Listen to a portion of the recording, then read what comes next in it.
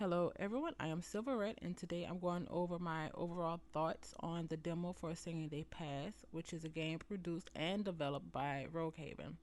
Singing Day Pass is a turn-based strategy game set in the immediate aftermath of the end of a war. The Imperial army has fallen to the rebels and the demo begins with us trying to head home. We are the Sparrows, a group of the Imperial army that seems to be scattered around, and as we travel, we find enemies and displaced allies. We start off with Lynn and Ash following an event which has Lynn hurt and Ash helping him as they move out of enemy's territory. While the demo seems to focus more on battle mechanics and showcasing the effects of choices, the characters are okay. The conversations that we have, which aren't many but they're there, it helps give them some personality. There was a few choices that elaborated on who the soldiers are individually, and it helps us form some connection. And while the demo doesn't give us the time needed to form deeper connections, I'm hoping and expecting the full game to follow through with building those connections. The setting is the immediate aftermath of the Imperials losing the war to the rebels. There is a map that allows you to choose locations that you can travel to, but whatever you pick, you have to be mindful because it will impact your journey. Some locations may bring you to other sparrows, or it can bring you to enemies or an event that gives you supplies, or it could be an event that exhausts you before you get to the next location, which starts off a fight horribly. The locations, though, it does help you realize the state of the land and how the rebels have taken over and how the land is affected. There's different areas like an abandoned village to a mountain border that you can choose to help you bypass the enemy's line of sight. Singing Day Pass has an action point turn based battle system with each opposing side moving together and the characters not having a specific order. So, for example, you can move the scout to use an action point to move the scout to an area, then switch to a sniper, have them snipe someone out, move back to the scout, and have them move to like cover once the enemy is gone. And Overwatch is is an action point, but you can click and unclick it, which makes it great. I love that feature. But each person has like I already talked about like the sniper and the scout, but each person has a role which has benefits and downsides. Like Ash, who is the scout, she has a greater speed than I think all of the other characters we've met so far. But her armor, it's crap. she if she gets hit, she's most in like two shots. She's most likely going to go down, and her damage is low. But she's really good for scouting enemies, for like hitting enemies, or to figure out tactics.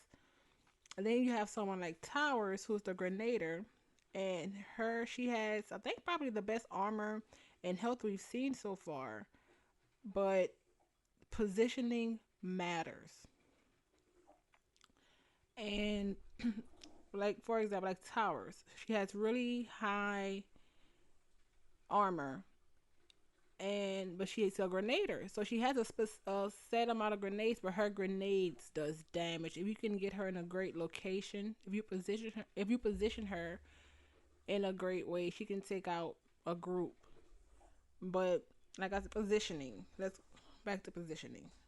Positioning is make or break here. Hiding is a must for your lower health individuals, and positioning your weak heavy hitters is a must because once a person gets three injuries, it's game over. They die. It is permadeath. There's no going back.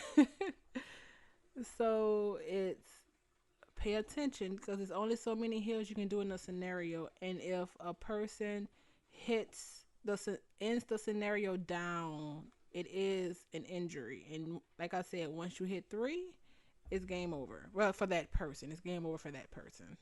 And each scenario has a major objective, like exiting the area or defending yourselves for a specific amount of rounds.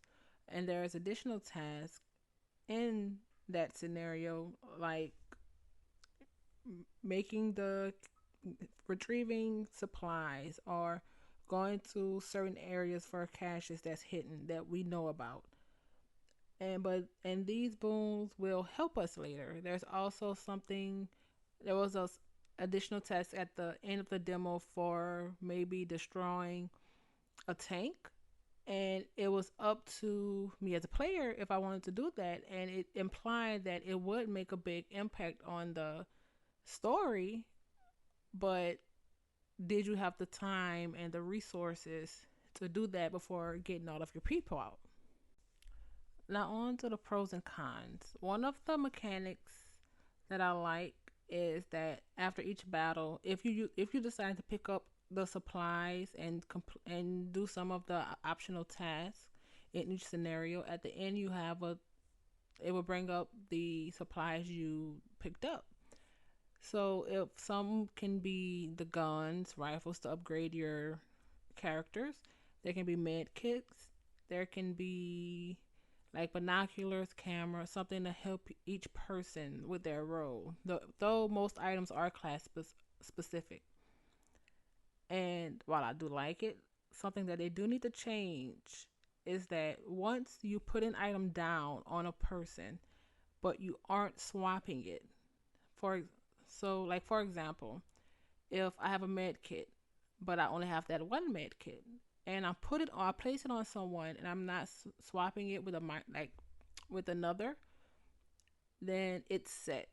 There's no taking it back. It's set on that person, if even if you want to change it. And it happened to me with the first aid kit because I initially placed it into page slot, but then I realized almost immediately that I could give it to Lind instead.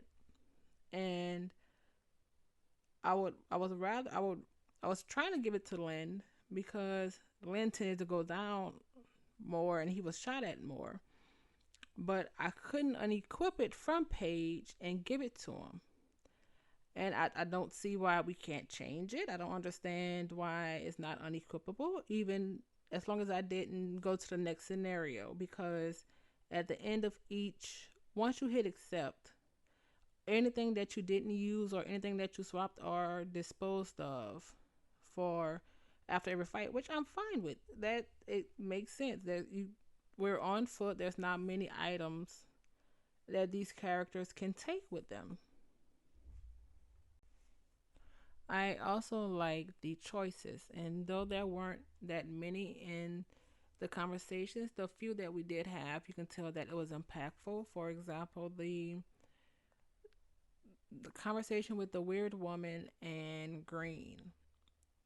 And though I didn't decide to give the woman the necklace from Green.